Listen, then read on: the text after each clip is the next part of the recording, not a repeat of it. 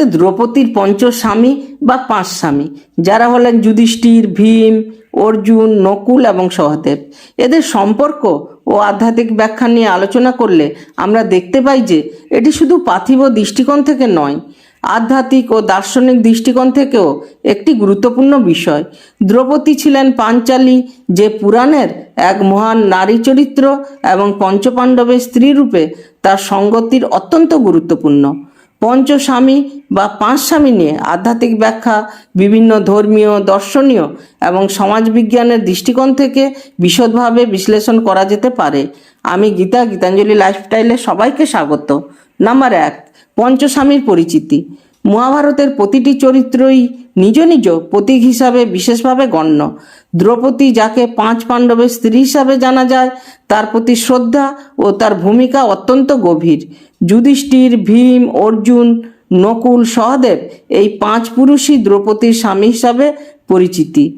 এই সম্পর্কটি একদিকে যেমন সমাজের ধর্ম ও দায়িত্বের প্রতীক, তেমনি আধ্যাত্মিক দৃষ্টিকোণ থেকেও তা একটি বিশেষ গুরুত্বপূর্ণ বহন করে। নাম্বার 2, 5 স্বামী সমষ্টিগত শক্তির প্রতীক।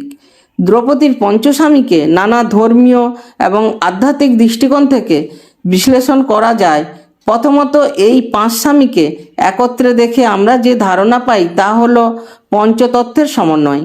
এরা পঞ্চভূতের তত্ত্বের প্রতিনিধিত্ব করে, যা হলো মাটি প্রথম, জল দ্বিতীয়, অগ্নি তৃতীয়, বায়ু চতুর্থ এবং আকাশ পঞ্চম। এই তথ্যগুলির সমন্বয়ই পৃথিবীর অস্তিত্ব এবং মানুষের জীবনের জন্য অপরিহার্য শক্তি প্রদান করে। নাম্বার 3, ধর্ম ও কর্মের সমন্বয়।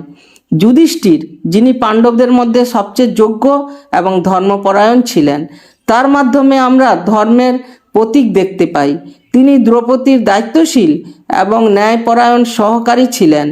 এই দৃষ্টিকোণ থেকে যুধিষ্ঠির একটি আধ্যাত্মিক আদর্শকে প্রতিনিধিত্ব করে, যা রীতির প্রতি শ্রদ্ধা ও ন্যায়ের প্রতি দৃঢ় বিশ্বাসের প্রতিষ্ঠিত। নাম্বার 4, শক্তি এবং বলের প্রতীক। ভীম, যিনি দেহ রক্তে শক্তিশালী এবং যুদ্ধে অপ্রতিরোধ্য ছিলেন, তার মধ্যে অন্য একটি আধ্যাত্মিক শক্তি প্রতীক রয়েছে। তিনি শক্তি বা শক্তির প্রতিনিধিত্ব হিসাবে আধ্যাত্মিক দৃষ্টিকোণ থেকে দেখা যেতে পারে। তার মধ্যে প্রবাহিত শক্তি কেবল বাহুবলে সীমাবদ্ধ নয়, তিনি আধ্যাত্মিক শক্তিরও প্রতীক ছিলেন। নাম্বার 5, আত্মবিশ্বাস ও দক্ষতার প্রতীক।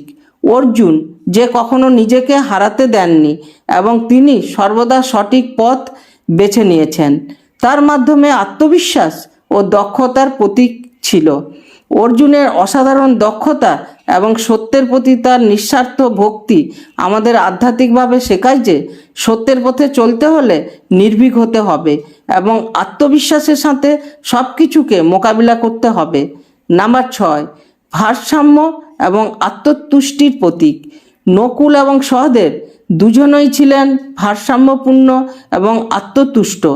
নকুলের মধ্যে সৌন্দর্য ও সুষমা ছিল, যেখানে সহদেব ছিলেন অত্যন্ত বুদ্ধিমান এবং নির্ভীক।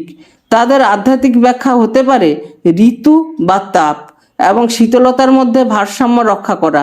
তারা তাদের জীবনকে সামঞ্জস্যপূর্ণ আধ্যাত্মিক পথ অনুসরণ করে এগিয়ে নিয়েছিলেন। নাম্বার 7, পঞ্চ পাণ্ডবের ঐক্য। দ্রৌপদী যেহেতু 5 পাণ্ডবের স্ত্রী, তাদের মধ্যে ঐক্য এবং সমন্বয়ের প্রতীক হয়ে উঠেছিলেন। তাদের মাঝে কোনো দার্শনিক বা আধ্যাত্মিক অমিল ছিল না। এই ঐক্য আমাদের শেখায় যে জীবনের সব দিককেই একতার প্রয়োজন, বিশেষ করে আধ্যাত্মিকতা এবং আত্মবিশ্বাসের ক্ষেত্রে। নাম্বার 8, দ্রৌপদী ও নারীর শক্তি। দ্রৌপদীর চরিত্রটি মহাভারতের নারীর শক্তি ও অধিকারকে সম্মানিত করে। 5 স্বামী থাকা সত্ত্বেও তার ব্যক্তিগত আত্মমর্যাদা এবং শক্তি অটুট ছিল। এটি নারীর আত্মবিশ্বাস এবং তার অনন্য শক্তি একটি শক্তিশালী আধ্যাত্মিক উপমা। নাম্বার 9, মহাভারতের সামাজিক দর্শন। এখানে দ্রৌপদী এবং পঞ্চপাণ্ডবের সম্পর্ক সমাজের প্রতি একটি নূতন দৃষ্টিকোণ প্রস্তাব করে। এই সম্পর্কটি নিছক সামাজিক প্রথার চেয়ে অনেক গভীর, যেখানে মানুষের আধ্যাত্মিক চেতনা এবং দায়িত্বের প্রতি অঙ্গীকার মূল বিষয়। এটি আমাদের শেখায় যে কোনো সম্পর্কের ভিত্তি হওয়া উচিত আত্মিক এবং আধ্যাত্মিক সম্মান এবং ন্যায়। নাম্বার 10, দ্রৌপদী ও পঞ্চপাণ্ডবের আধ্যাত্মিক ঐক্য। আধ্যাত্মিক দৃষ্টিকোণে দ্রৌপদী তার 5 স্বামীর সাথে একযোগভাবে আত্মিক উন্নতির পথ অনুসরণ করেছিলেন।